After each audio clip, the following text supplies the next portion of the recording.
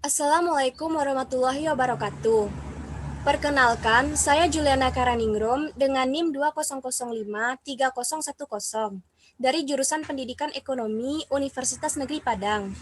Pada kesempatan kali ini, saya akan menjelaskan tentang komunikasi efektif sebagai pemenuhan tugas kuliah ke-9 pengantar manajemen oleh dosen Bapak Dr. Rino.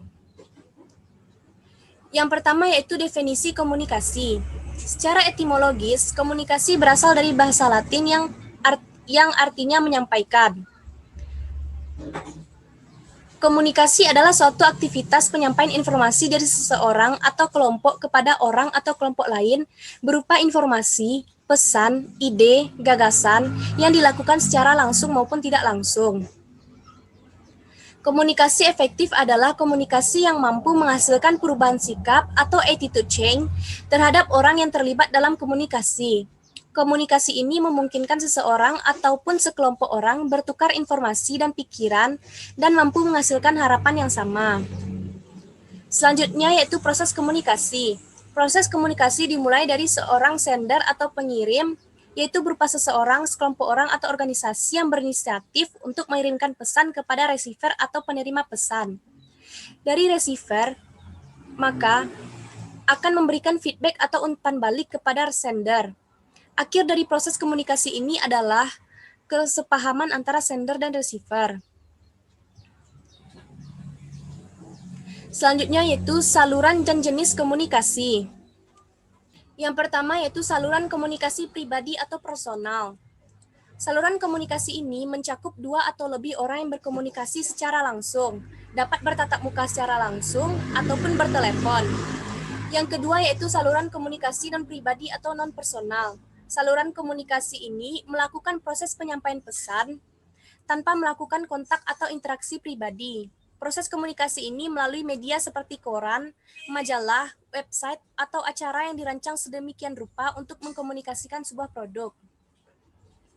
Selanjutnya itu jenis komunikasi. Yang pertama komunikasi verbal. Komunikasi verbal adalah komunikasi lisan yang disampaikan melalui kata-kata yang diucapkan seperti pidato, presentasi, diskusi, dan dialog tatap muka. Dalam komunikasi verbal ini, pengirim informasi berbagi pemikirannya dalam bentuk kata-kata. Yang kedua yaitu komunikasi nonverbal.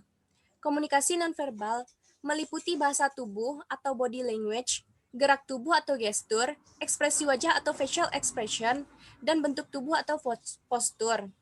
Dengan kata lain, si pengirim informasi tidak menggunakan kata-kata dalam menyampaikan sesuatu yang diinginkannya, namun menggunakan bahasa tubuh atau ekspresi wajah dan gerak tubuh tertentu untuk mengirimkan informasi yang disampaikannya. Yang ketiga yaitu komunikasi tertulis atau written communication. Written communication adalah proses penyampaian informasi dengan menggunakan berbagai tanda, simbol, gambar, dan tipografi. Informasi atau pesan yang ingin disampaikan tersebut dapat dicetak ataupun ditulis dengan tulisan tangan. Komunikasi tertulis ini sangat penting untuk mengkomunikasikan informasi yang rumit seperti statistik dan data-data penting lainnya yang tidak mudah untuk disampaikan melalui pidato dan dialog. Selanjutnya yaitu hambatan dalam menciptakan komunikasi yang efektif. Yang pertama yaitu barriers involving words atau hambatan yang melibatkan kata.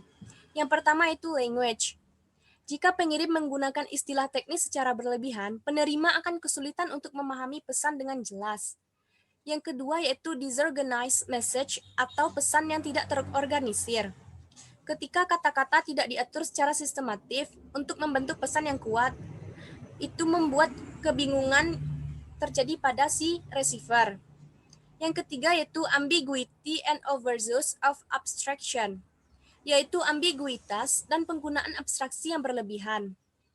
Meskipun pesan disajikan dalam konteks yang tidak realistis atau tidak jelas, yang melibatkan banyak pengertian, penerima tidak akan dapat terhubung dengan gagasan secara benar.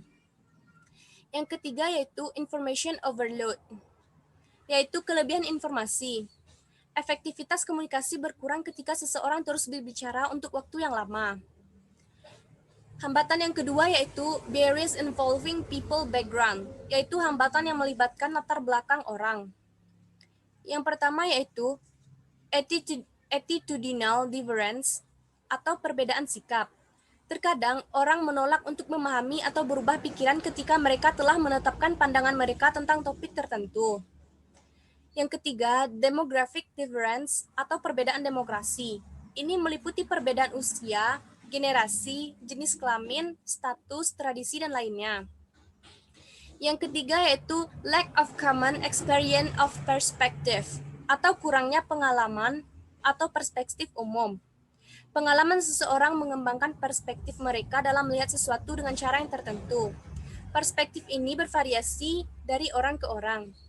Yang keempat yaitu jumping to conclusion atau melompat ke kesimpulan.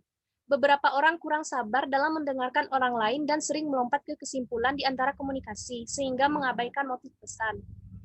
Hambatan yang ketiga yaitu physical barriers atau hambatan fisik. Yang pertama yaitu jarak fisik. Ketika orang berkomunikasi dalam jarak jauh, mereka kehilangan aspek komunikasi nonverbal karena gerakan dan ekspresi penerima tidak dapat ditafsirkan. Yang kedua yaitu kebisingan. Lingkungan atau sistem komunikasi terkadang melibatkan kebisingan yang tidak diinginkan yang akan mengganggu proses komunikasi sehingga tidak efisien. Yang ketiga itu hambatan fisiologis. Salah satu hambatan paling umum untuk komunikasi yang efektif adalah kecacatan fisik seseorang. Beberapa di antaranya adalah gangguan pendengaran, penglihatan yang buruk, gagap, dan lainnya. Selanjutnya yaitu mengelola teknologi informasi untuk komunikasi dapat dilakukan dengan cara menciptakan sistem informasi, mengintegrasikan sistem informasi, menggunakan sistem informasi, mengelola keamanan sistem informasi, dan memahami keterbatasan sistem informasi.